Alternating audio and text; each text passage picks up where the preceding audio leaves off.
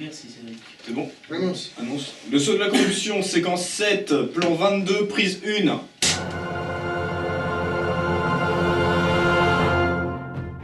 Wolfgang, c'est plutôt un type qui marche dans l'ombre, qui est un peu solitaire.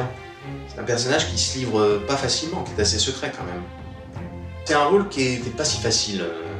C'est pas spécialement un gentil.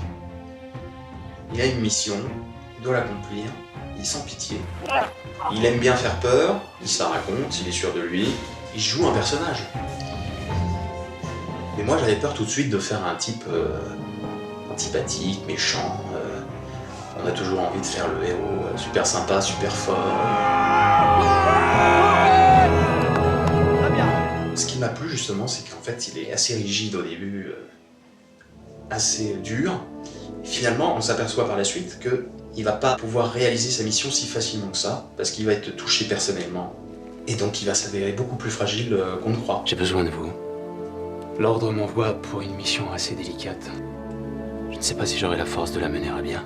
Qu'est-ce qui peut te faire t'en douter de tes convictions? Le personnage du prêtre, c'est un homme bon, tranquille. C'était l'homme, le guerrier, le moine guerrier qui défend une cause et qui défend ses frères. J'ai vu un type beaucoup plus jovial, beaucoup plus charismatique, beaucoup plus leader. Nous avons commencé à tourner des séquences pendant la période de combat. Il est blessé pendant ce combat et l'assaillant qui l'a blessé est le mal. Et cet assaillant, en le blessant au genou, lui injecte son venin. Et pendant les mois qui suivent, eh bien le mal le ronge et il va devenir, contre son gré, le serviteur du mal. Un garçon qu'il considère comme étant son fils spirituel, avec qui il a combattu, ayant appris que son moine était maintenant dangereux, puisqu'il portait le mal en lui, vient pour le tuer. Il doit se résoudre, car il faut achever le mal. Le prêtre, au départ, je pense que c'est tout pour lui.